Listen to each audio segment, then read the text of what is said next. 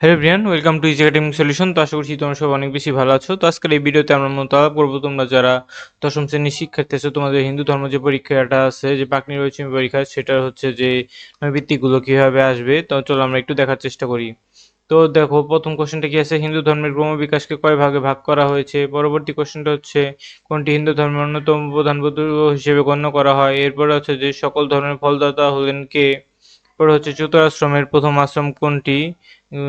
এরপর হচ্ছে ব্রহ্মচর্য, এটা হবে কিন্তু ব্রহ্মদস্ত। আচ্ছা, এখানে যে অ্যান্সারগুলো দাগানো আছে সেগুলো কিন্তু অনেক ভুল দাগানো আছে, আমি কিন্তু এগুলো দাগাইনি।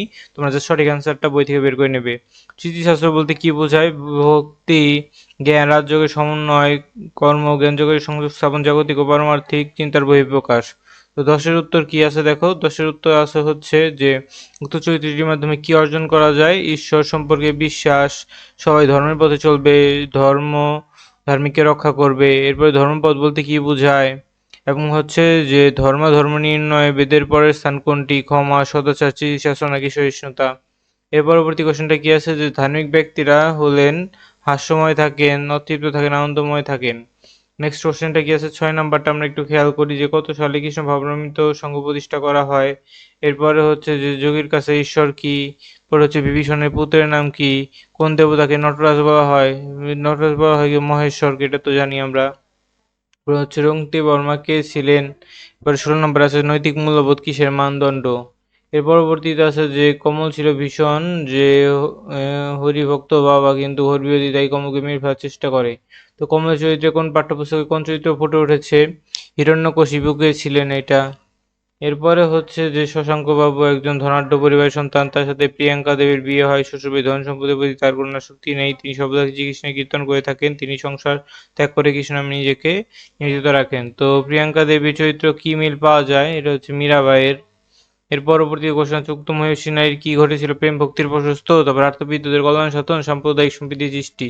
চব্বিশে কি আসছে, যে নাম সংকীর্তনের মাধ্যমে কি হয়। ধর্ম নির্ণয়ে ভিত্তি কয়টি। আত্মমুখা জগদ্ধিতায় চরিত্র দ্বারা কি বোঝায়, যে জগতের কল্যাণ লাভ করা।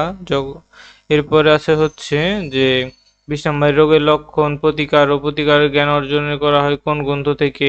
এরপর হচ্ছে 27 আছে যে যাগযজ্ঞের অনুসরণ করে যে আচার্যগণ কোন দুইটি বস্তুর প্রার্থনা জানাতেন। 21 আছে যে মহত্বের উৎস কি। 28 আছে যে কত সালে শ্রীরামকৃষ্ণ পরলোক গমন করেন।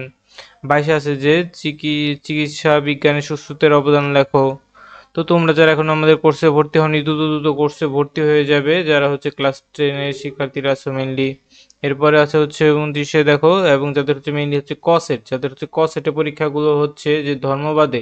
ধর্ম তোমাদের ক্ষতে হতে পারে, কিন্তু ধরো যাদের হচ্ছে গণিত কতে হয়েছে, বাংলা কতে হয়েছে, এবং যে তোমার ইংলিশেতে হয়েছে, অর্থাৎ এগুলো যাদের হয়েছে, এবং যাদের হচ্ছে বাকিগুলো আইসিটি, সমাজ বিজ্ঞান, এরপর হচ্ছে পদার্থবিজ্ঞান, এগুলো হচ্ছে ক সেটের লাগবে, তারা হচ্ছে আমাদের কোর্সে ভর্তি হয়ে যাবে। আমরা হচ্ছে ওই যে নাম্বারটা আগে দিয়ে দিয়েছি। এবং হচ্ছে উপযুক্ত ব্যক্তিটি কোন পরিবারের। প্রত্যেক আছে প্রভু নিত্যানন্দ কে ছিলেন সংসারী প্রেম ভক্তি অনুসারী শাক্ত। প্রুক্ত মহাপুরুষের জীবনাদিষ্ট হচ্ছে সংসার জীবনকে ভালোবেসে ঈশ্বরগণের সেবা, মেধা ও নিষ্ঠা অধ্যয়ন করলে। তো এই ছিল আমাদের কোশ্চেন। তো সবাই মনোযোগ দিয়ে পড়াশোনা করো, এবং যাদের ক সেটের দরকার তারা আমাদের যে কোর্সে সায়েন্সের গ্রুপ পরীক্ষাগুলোর জন্য ভর্তি হয়ে যাবে। ধন্যবাদ সবাইকে।